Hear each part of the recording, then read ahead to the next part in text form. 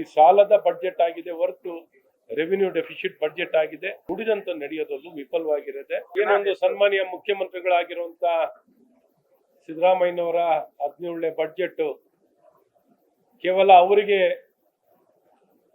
ಸಮಾಧಾನ ತಂದಿರಬಹುದು. ನಾನು 17ನೇ ಬಡ್ಜೆಟ್ ಅನ್ನ ಮಂಡಿಸ್ತಾ ಇದ್ದೀನಿ ಅಂತ ಇಡೀ ರಾಜ್ಯಕ್ಕೆ ಬಹಳ ಡಿಸಪಾಯಿಂಟಿಂಗ್ ನಿರಾದಾಸಕವಾಗಿರುವಂತಹ ಬಡ್ಜೆಟ್ ಆಗಿದೆ. ಇದು ನಾಡಿನ ಜನತೆ ಬಹಳಷ್ಟು ಅಪೇಕ್ಷೆ ಇತ್ತು. ಈ ಅಪೇಕ್ಷೆ ಎಲ್ಲ ನಿರಾಸೆಯಾಗಿದೆ. ಈ ಒಂದು ಬಡ್ಜೆಟ್ ಕೇವಲ 204 ಪೇಜಿನ ಬಡ್ಜೆಟ್ ಅನ್ನ ಕೊಟ್ಟಿದ್ದಾರೆ. ಒಂದು ಏನು ಡೀಟೇಲಿಂಗ್ ಸವಿಸ್ತಾರವಾಗಿದೆ, ಆದರೆ ಅಲ್ಲೇನು ಅಂಶಗಳಿಲ್ಲ, ಅದರಲ್ಲಿ ಏನೋ ಒಂದು ಭರವಸೆಗಳಿಲ್ಲ. ಕೇವಲ ಬಹಳ ಉದ್ದ ಬಡ್ಜೆಟಿನ ಭಾಷಣವಾಗಿದೆ ಹೊರತು ನಾಡಿನ ಜನತೆಗೆ ಅನುಕೂಲಕರವಾಗಿರುವಂತ ಒಂದು ಬಡ್ಜೆಟ್ ಆಗಿಲ್ಲ. ಹಾಗಾಗಿ ಟೋಟಲಿ ಡಿಸಪಾಯಿಂಟಿಂಗ್ ಬಡ್ಜೆಟ್ ಆಗಿರುವಂತದ್ದಿದೆ.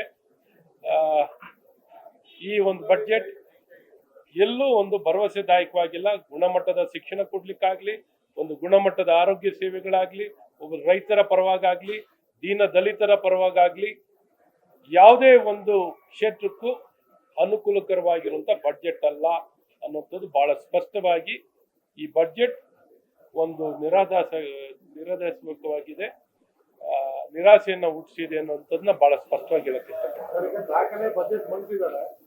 ಹ್ಯಾಟ್ರಿಕ್ ಕೋಟ ಬಜೆಟ್ ಮಂಡಿಸಿದ್ದಾರೆ. 3 ಬಾರಿ ಕೋಟ ಮಾಡಿದ್ದಾರೆ. ಖಂಡಿತ ಕೋಟಿ ಕೋಟ ಆಗಿದೆ, 94 ವಿದ್ಯೆ ಕೋಟ ಆಗಿದೆ. 3 ವರ್ಷ ನಿರಂತರ ಆರ್ಥಿಕ ತಜ್ಞರು, ದಾಖಲೆ ಶೂರರು ಸಿದ್ದರಾಮಯ್ಯನವರಿಂದ 3ನೇ ಹ್ಯಾಟ್ರಿಕ್ ದಾಖಲೆಯ ಕೋಟ ಬಜೆಟ್ ಮಂಡಿಸಿದ್ದಾರೆ. ಖಂಡಿತ ಈ ರೆವಿನ್ಯೂ ಡೆಫಿಸಿಟ್ ಒಬ್ರು ಆರ್ಥಿಕ ಸಚಿವರಾಗಿ ಬಹಳಷ್ಟು ಅನುಭವಿಗಳಾಗಿರುವಂತರು ರೆವಿನ್ಯೂ ಡೆಫಿಸಿಟ್ ಬಡ್ಜೆಟ್ ಅನ್ನ ಮಂಡಿಸ್ತಿರೋದು ನಿಜಕ್ಕೂ ನಿರಾದಾಸಕವಾಗಿದೆ. Very disappointing. ರೆವಿನ್ಯೂ ಡೆಫಿಸಿಟ್ ಇರುವಂತದ್ದಿದೆ ಮತ್ತು ಸಾಲ ಒಂದು ರೆಕಾರ್ಡ್ ಏನಂದ್ರೆ ಬರೀ 4 ಈ ಕಾಂಗ್ರೆಸ್ ಸರ್ಕಾರ ಅಧಿಕಾರಕ್ಕೆ ಬಂದ ದಿನದಿಂದಲೂ ಅವಧಿಯಿಂದಲೂ 4,40,000 ಕೋಟಿಯಷ್ಟು ಸಾಲವನ್ನ ತಗೊಂಡಿರುವಂತದ್ದಿದೆ. ಒಟ್ಟು ಇವರು ಬರೀ ಕೇವಲ 3 ವರ್ಷ ಅಧಿಕಾರದಲ್ಲಿದ್ದೇ ಹೆಚ್ಚು ಸಾಲ ಈ ರಾಜ್ಯದಲ್ಲಿ 55% ಹೆಚ್ಚು ಈ ರಾಜ್ಯದ ಮೇಲೆ ಸಾಲದ ಹೊರೆಯನ್ನು ಹೆಚ್ಚಿಸಿರುವಂತದ್ದು ಈ ಕಾಂಗ್ರೆಸ್ ಸರ್ಕಾರವಾಗಿದೆ. ಹಾಗಾಗಿ ಬರೀ ಸಾಲದ ಬಡ್ಜೆಟ್ ಆಗಿದೆ ಹೊರತು ರೆವಿನ್ಯೂ ಡೆಫಿಸಿಟ್ ಬಡ್ಜೆಟ್ ಆಗಿದೆ. ಏನು ಪ್ರಗತಿ ಪರವಾಗಿ ನೋಡುವಂತ ಬಡ್ಜೆಟ್ ಆಗಿಲ್ಲ ಅನ್ನೋದು. ಆಡಳಿತದಲ್ಲೂ ಈ ಸರ್ಕಾರ ಇವತ್ತು ಗ್ಯಾರಂಟಿಗಳ ಬಗ್ಗೆ ಮಾತಾಡೋದಾದರೆ ಒಂದು ಕನಿಷ್ಠ ಆರೋಗ್ಯದ ಗ್ಯಾರಂಟಿಯನ್ನು ಕೊಡ್ಲಿಕ್ಕೆ ಈ ಸರ್ಕಾರದಲ್ಲಿ ಆಗಿಲ್ಲ. ಈಗ ಖರ್ಚು ಮಾಡ್ತಿರುವಂತ ಔಷಧಿ ಮಾತ್ರೆಯನ್ನು ಒದಗಿಸ್ಲಿಕ್ಕೆ ವಿಫಲವಾಗಿರುವಂತದ್ದು ನೋಡಿ. 3 ವರ್ಷದಲ್ಲಿ ಒಂದೇ ಒಂದು ಟೆಂಡರ್ ಆಗಿಲ್ಲ ಔಷಧಿ ಮಾತ್ರೆಯನ್ನು ಕೊಡ್ಲಿಕ್ಕೆ, ಅಥವಾ ಗುಣಮಟ್ಟದ ಶಿಕ್ಷಣವನ್ನು ಕೊಡ್ಲಿಕ್ಕೂ ಸಂಪೂರ್ಣ ವಿಫಲವಾಗಿದೆ. ಕೌಶಲ್ಯತೆ ಕೊಡ್ಲಿಕ್ಕೆ ಏನ್ ಗ್ಯಾರಂಟಿ ಕೊಟ್ಟಿದ್ದಾರೆ? ಕನಿಷ್ಠ ಗುಣಮಟ್ಟದ ಶಿಕ್ಷಣ ಕೊಡ್ಲಿಕ್ಕಾಗ್ಲಿ, ಆರೋಗ್ಯ ವ್ಯವಸ್ಥೆಗಳು ಕೊಡೋದಾಗ್ಲಿ, ಉದ್ಯೋಗದ ವಿಚಾರದಲ್ಲಾಗಿರ್ಲಿ, ಅಥವಾ ಕಾನೂನು ಸುರಕ್ಷತೆಯಲ್ಲಿ ಯಾವುದು ಗ್ಯಾರಂಟಿ ಕೊಡ್ಲಿಕ್ಕೆ ಒಂದು ಕುಡಿಯೋ ನೀರಿಂದನೂ ವಿಫಲವಾಗಿರುವಂತದ್ದು ಈ ಸರ್ಕಾರವಾಗಿದೆ. ಹಾಗಾಗಿ ಗ್ಯಾರಂಟಿ ಅನ್ನುವಂತ ಹೆಸರಿನಲ್ಲಿ ಕೆಲವು ಯೋಜನೆಗಳನ್ನ ಕೊಟ್ಟು ಇನ್ನು ಮಿಕ್ಕ ಉಳಿದ ಎಲ್ಲ ಇಲಾಖೆಗಳಲ್ಲೂ ಸಮಾಜ ಕಲ್ಯಾಣ ಇಲಾಖೆಯಿಂದ ಹಿಡಿದು ನೀವು ನೀರಾವರಿಯಿಂದ ಹಿಡಿದು ಎಲ್ಲದರಲ್ಲೂ ವಿಫಲವಾಗಿರುವಂಥದ್ದು ಬಹಳ ಸ್ಪಷ್ಟವಾಗಿ ವ್ಯಕ್ತ ಆಗ್ತದೆ. ಈವನ್ ಗ್ಯಾರಂಟಿಯಲ್ಲೂ ಏನವರು ನುಡಿದಂತೆ ನಡೀತೀನಿ ಅಂತ ಹೇಳಿದಾರಲ್ಲ, ಅದರಲ್ಲೂ ಮೋಸ ಮಾಡೋಂಥದ್ದಾಗಿದೆ. ಈ ಗೃಹಲಕ್ಷ್ಮಿ ಯೋಜನೆಯಲ್ಲಿ ಇವಾಗ ಹಣ ಕೊಡ್ತಿದ್ದ ಕೆಲವು ತಿಂಗಳುಗಳ ಹಣನೇ ಕೊಟ್ಟಿಲ್ಲ, ಅದಕ್ಕೆ ಉತ್ತರ ಇಲ್ಲ. ಸೊ ಈ ರೀತಿ ಎಲ್ಲ ಒಂದ್ ಕಡೆ ಕಡಿವಾಣ ಮಾಡೋಂಥದ್ದು, ಮೋಸ ಮಾಡೋಂಥದ್ದು, ಜನಕ್ಕೆ ಕೊಡ್ತೀನಿ ಅಂತ ಎಲ್ಲಾರ್ಗೂ ಕೊಡ್ತೀನಿ ಅಂತ ಹೇಳಿ ಆ ಮಾತನ್ನ ಕೊಟ್ಟಿದಂತೆ ನುಡಿದಂತ ನಡೆಯೋದಲ್ಲೂ ವಿಫಲವಾಗಿರದೆ ಮಾತಿಗೆ ತಪ್ಪಿರುವಂತವ್ರು ಈ ಕಾಂಗ್ರೆಸ್. ಈ ಮುಂಚೆನೂ ಮಾತನ್ನು ಕೊಟ್ಟು ಭರವಸೆನ ಕೊಟ್ಟು ಅನುದಾನ ಕೊಡ್ತೀನಿ ಅಂತ ಹೇಳಿದ್ನೆ ಇನ್ನ ಕೊಟ್ಟಿಲ್ಲ.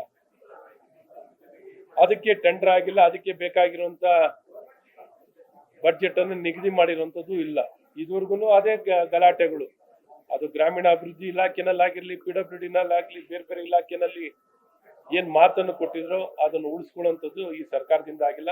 ಈ ಬಾರಿ ಬರೀ ಕಳೆದ ಬಾರಿನೂ ತಾರತಮ್ಯನೇ, ಬರೀ ಕೇವಲ ಕಾಂಗ್ರೆಸ್ ಶಾಸಕರಿಗೇನೆ ಅನುದಾನ ಹೆಚ್ಚಾಗಿ ಕೊಡುವಂಥದ್ದು, ಅವ್ರಿಗೆ ಆದ್ಯತೆ ಕೊಡುವಂಥದ್ದು, ಈ ತಾರತಮ್ಯವನ್ನ ಈ ನಾಡಿನ ಈ ರಾಜ್ಯದ ಕಾಂಗ್ರೆಸ್ ಸರ್ಕಾರ ಮಾಡ್ತಿದೆ.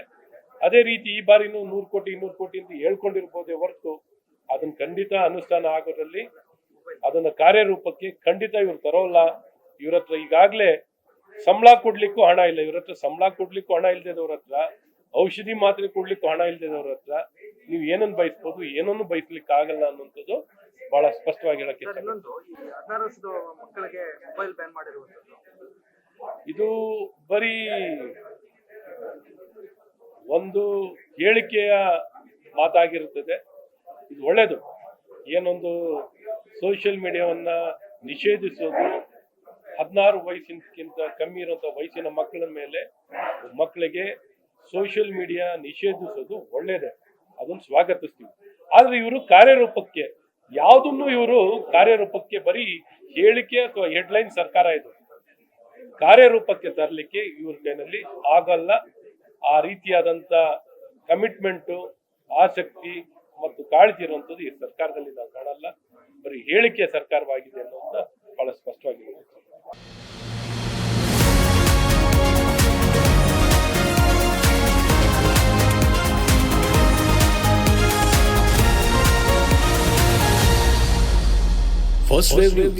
ನಿಮ್ಮ ದಾರಿ ನಮ್ಮ ಜವಾಬ್ದಾರಿ.